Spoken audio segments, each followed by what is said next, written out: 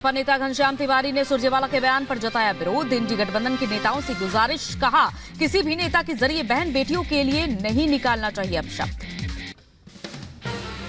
रणदीप सुरजेवाला के बयान पर बोले आचार्य प्रमोद कृष्णम, ये नारी जाति का अपमान है और कांग्रेस से बर्खास्त कर देने चाहिए सुरजेवाला। हरियाणा के अंबाला में सीएम नायब सिंह सैनी ने विजय संकल्प यात्रा में हिस्सा लिया। कहा कांग्रेस के नेता महिलाओं का अपमान कर रहे हैं, लोकसभा चुनाव में जनता वोट के जरिए जवाब देगी। बिहार के पूर्णिया सीट से पप्पू यादव के निर्दलीय नामांकन के बाद कांग्रेस ने चेतावनी दी। बिहार कांग्रेस अध्यक्ष ने कहा नामांकन वापस लें पप्पू, नहीं तो कार्रवाई करेंगे। बिहार कांग्रेस अध्यक्ष अखिलेश प्रसाद ने पप्पू के नामांकन पर सवाल उठाए। कहा कांग्रेस नेतृत्व नहीं देता इसकी इजाजत। कुछ दिन पहले कांग्रेस में शामिल हुए थे पप्पू यादव। पर्चा दाखिल करने के बाद बोले पप्पू यादव, कई लोगों ने मेरी राजनीतिक रूप से हत्या करने की साजिश रची। हर किसी की आवाज है पप्पू और पूर्णिया। पूर्णिया से नामांकन दाखिल करने के बाद पप्पू यादव ने लोगों से बातचीत की। महिलाओं ने कहा कि हर सुख दुख में पप्पू यादव आते हैं। दिल्ली में बीजेपी के पोस्टर्स को लेकर आपने जताई आपत्ति। केजरीवाल के आपत्तिजनक पोस्टर लगाने को लेकर दिल्ली चुनाव आयुक्त ने शिकायत की। दिल्ली में पोस्टर्स को लेकर आतिशी ने बीजेपी पर लगाया आरोप। कहा कुछ पोस्टर्स में सीएम केजरीवाल के आपत्तिजनक पोस्टर लगाए गए हैं। एक्शन न होने पर चुनाव आयोग से समय मांगेंगे। दिल्ली शराब घोटाला मामले में आरोपी के कविता की नियमित जमानत याचिका पर 20 अप्रैल को सुनवाई। बेटे को एग्जाम दिलाने के लिए जमानत की मांग रखी। यूपी के बदायूं में शिवपाल यादव ने कार्यकर्ताओं को धमकी दी, वोट दो नहीं तो होगा हिसाब किताब। लोकसभा चुनाव से पहले वीडियो वायरल। यूपी के बदायूं में बीजेपी प्रत्याशी दुर्विजय सिंह शाकिर ने शिवपाल यादव पर की टिप्पणी। कहा मास्टर चिप बताया गुंडों का सरदार। बीजेपी अध्यक्ष जेपी नड्डा ने उत्तराखंड के पिथौरागढ़ और विकासनगर में चुनाव प्रचार किया। नड्डा ने इंडी गठबंधन पर बोला हमला। कहा भ्रष्टाचार के आरोप में बेल पर विपक्ष के आधे नेता भ्रष्टाचारियों को बचाने के लिए रैली कर रही है इंडी गठबंधन। बीजेपी अध्यक्ष जेपी नड्डा ने उत्तराखंड के विकासनगर में भरी हुंकार। कहा पीएम मोदी ने राजनीति की परिभाषा ही बदल डाली और अब सिर्फ विकास की राजनीति ही चलेगी। विकासनगर से जेपी नड्डा ने विपक्ष पर बोला हमला। कहा मोदी सरकार भ्रष्टाचार को समाप्त और भ्रष्टाचारियों को जेल भेजने का काम कर रही है। उत्तराखंड के देहरादून में बीजेपी अध्यक्ष जेपी नड्डा ने बैठक की। सीएम पुष्कर सिंह धामी भी मौजूद रहे। कोर कमेटी की बैठक में चुनाव को लेकर जोर दिया गया। उत्तराखंड के विकासनगर में सीएम धामी ने चुनावी सभा को संबोधित किया। कहा विकसित भारत के लिए अब की बार 400 पार का लक्ष्य।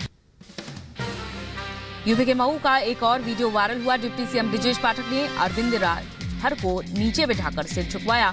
नाराज बीजेपी कार्यकर्ताओं से मंगवाई माफी। कांग्रेस ने उम्मीदवारों की एक और लिस्ट की जारी। गुजरात की 3 और सीटों पर प्रत्याशियों का ऐलान किया। बड़ोदरा, जूनागढ़ और सुरेंद्र नगर में उतारे candidate. UP deputy CM Keshav Prasad Maurya ने राहुल गांधी पर कसा तंज। कहा मोहब्बत की दुकान से महिलाओं के खिलाफ ओछी टिप्पणी की बौछार। शरद गुट के एनसीपी नेता जितेंद्र आव्हाड ने अजित पवार पर टिप्पणी की। कहा कार्यकर्ताओं को सत्यानाश करने की अजित ने काम किया है और दूसरों के घर पर नहीं मिलता है अच्छा खाना। आज मरुधरा में गरजेंगे प्रधानमंत्री मोदी। चुरू में चुनावी विजय शंखनाद सभा को संबोधित करेंगे। उत्तराखंड के दौरे पर बीजेपी अध्यक्ष नड्डा हरिद्वार में करेंगे चुनावी रैली। बीजेपी कार्यकर्ताओं ने की पूरी तैयारी। माया देवी मंदिर में दर्शन कर साधु संतों से भेंट करेंगे। लोकसभा चुनाव की तैयारी में जुटी कांग्रेस आज जारी कर सकती है चुनावी घोषणा पत्र। आज पश्चिमी यूपी में गरजेंगे सीएम योगी। बागपत में जयंत चौधरी के साथ चुनावी सभा करेंगे। एनडीए प्रत्याशी के लिए मांगेंगे वोट। अलीगढ़ में भी करेंगे चुनावी प्रचार। आप सांसद संजय सिंह आज करेंगे प्रेस कॉन्फ्रेंस। जेल से रिहा होने के बाद किया बड़ा खुलासा करने का दावा। 7 अप्रैल को प्रधानमंत्री मोदी की मध्य प्रदेश के जबलपुर में रोड शो। मंत्रियों ने किया रोड शो का निरीक्षण। कांग्रेस कार्यकर्ताओं ने बरसाए फूल। यूपी के बुलंदशहर में बीजेपी के प्रदेश अध्यक्ष भूपेंद्र चौधरी ने चुनाव संचालन समिति के साथ बैठक की। कार्यकर्ताओं को दिए जीत के मंत्र। कहा 400 पार के साथ एक बार फिर से मोदी सरकार का नारा दिया। झारखंड के गोड्डा में बदमाशों का आतंक। चाय की दुकान पर बैठे एक शख्स पर अंधाधुंध फायरिंग की। कनपटी, सीने और पेट पर लगी कई गोली। अस्पताल ले जाते वक्त मौत हुई। गोड्डा हत्याकांड पर बीजेपी का हमला। सांसद निशिकांत दुबे ने की हत्या की निंदा। अपराधियों को एक विशेष पार्टी का बताया कार्यकर्ता। यूपी के कानपुर में पेशी के दौरान सपा नेता इरफान सोलंकी का फूटा गुस्सा। एमपी एमएलए कोर्ट में 5वीं बार टला फैसला। कोर्ट परिसर में जमकर हल्ला मचाया, खुद को बताया जानवर। पुलिस पर भड़के इरफान सोलंकी बोले मेरा भी करना है एनकाउंटर। मामले पर 6 अप्रैल को होगी अगली सुनवाई। पुलिस पर भड़के इरफान सोलंकी बोले मेरा भी करना है क्या एनकाउंटर। मामले पर 6 अप्रैल को सुनवाई। यूपी के सहारनपुर में मुस्लिम समाज का ऐलान। इंडी गठबंधन को किया बायकॉट। विपक्षी दलों के खिलाफ वोट करने की लोगों से अपील की। लोकसभा चुनाव में जम्मू कश्मीर की अपनी पार्टी ने फूका चुनावी बिगुल। अनंतनाग से जफर मनहास और श्रीनगर से अशरफ मीर को मैदान में उतारा गया। तमिलनाडु के तिरुनेलवेली में आयकर विभाग का एक्शन। डीएमके नेता अवियुदयप्पन ने आवास पर उनकी छापेमारी हुई। सीबीएसई बोर्ड ने साल 2025 की 10वीं और 12वीं बोर्ड परीक्षा के लिए जारी किए सिलेबस। बड़े उत्तरों के बजाय अवधारणा अनुप्रयोग प्रश्नों पर ध्यान केंद्रित करने के लिए बदलाव किया गया। गाजियाबाद में क्रॉकरी के गोदाम में लगी भीषण आग। गोदाम में आग से मची अफरा तफरी। यूपी के बांदा में कार और ऑटो के आमने सामने भिड़ंत हुई। हादसे में एक महिला की मौत। यूपी के फिरोजाबाद में सीवर स्टेशन पर मोटर फिटिंग करते समय हादसा हुआ। मौके पर 2 मजदूरों की मौत। यूपी के बदायूं में पुलिस ने 15 लाख रुपए के 106 मोबाइल फोन बरामद किए। एसएसपी ने लोगों को सौंपे उनके फोन। यूपी के शाहजहांपुर में घटना सामने आई। एक तेज रफ्तार कार ने अपने दल के नेता की गाड़ी को टक्कर मारी। यूपी के शाहजहांपुर में मां ने 6 महीने की बच्ची की गला घोंटकर हत्या कर दी। पुलिस ने आरोपी मां को गिरफ्तार किया। यूपी के बुलंदशहर में पुलिस ने डबल मर्डर केस का खुलासा किया। नौकर ने साथी के साथ मिलकर की राजीव गर्ग और सुधीर कुमार की हत्या। यूपी के ग्रेटर नोएडा में चुनाव से पहले अलर्ट पर पुलिस। लग्जरी कार से बरामद किए 10 लाख रुपए कैश। एमपी के इंदौर से आई हैरान कर देने वाली खबर। शख्स ने युवती और उसके मौसेरे भाई को मारी गोली। दोनों की मौके पर मौत। युवक ने खुद को भी मारी गोली। यूपी के नोएडा में 22 साल के एक युवक का शव मिला। पुलिस ने दिल्ली में हत्या कर शव नोएडा में फेंकने की जताई आशंका। जांच में जुटी पुलिस। असम में पुलिस का एक्शन। पड़ोसी राज्य से आ रही एक गाड़ी से 21 किलो हेरोइन बरामद की। इंटरनेशनल बाजार में 210 करोड़ रुपए बताई जा रही कीमत। यूपी के आगरा में ऑनलाइन ठगी करने वाले 2 विदेश ठग गिरफ्तार। कई लोगों से अब तक 15 लाख की ठगी का आरोप है।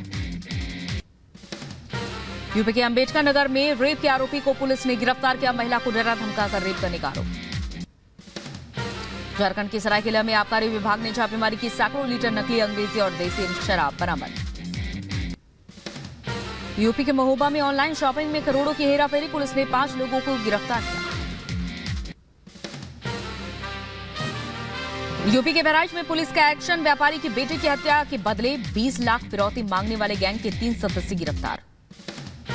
यूपी के अंबेडकर नगर में नाबालिग का अपहरण और रेप का मामला सामने आया। पुलिस ने आरोपी को गिरफ्तार किया।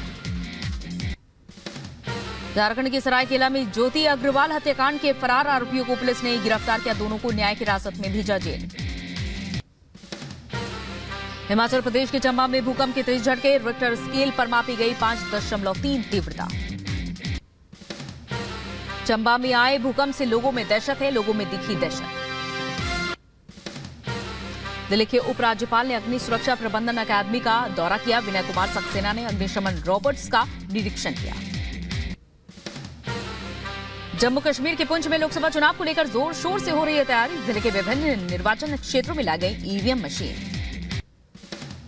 लक्षद्वीप में लोकसभा चुनाव के तहत एक महीने पहले बढ़ाई गई है सुरक्षा। चुनाव अधिकारी ने आने वाले यात्रियों के बैगों का निरीक्षण किया। लोकसभा चुनाव को लेकर हर जिले में अलर्ट पर है पुलिस। यूपी के नोएडा में पुलिस और अर्धसैनिक बलों ने फ्लैग मार्च किया। पहले चरण के मतदान को लेकर पुलिस की कार्रवाई। मुरादाबाद में 45,000 लोगों पर लगाई गई धारा 107/16। 15,000 लोगों को पाबंद किया गया। कर्नाटक में 16 फीट गहरे बोरवेल में गिरे 2 साल के बच्चे को रेस्क्यू किया गया। 18 घंटे तक चला ऑपरेशन। बड़वानी के गांव में एक खेत में नजर आए 2 अजगर। ग्रामीणों ने दहशत। यूपी के मथुरा में वाकई बिहारी मंदिर में श्रद्धालुओं की तबीयत बिगड़ने से मौत हुई। पुलिस ने शव को पोस्टमार्टम के लिए भेजा। सीपीआईएम नेता सीताराम येचुरी का केंद्र सरकार पर हमला। कहा मौजूदा सरकार कर रही है संविधान पर हमला। फांसीवाद की हुकूमत का काम करने की कोशिश।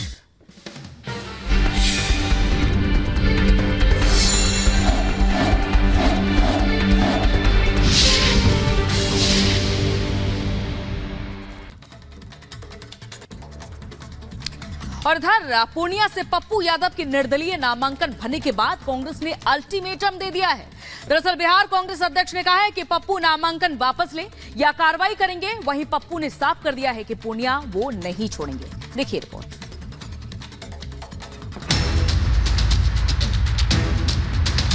जीतेगा भाई, जीतेगा पप्पू जीतेगा।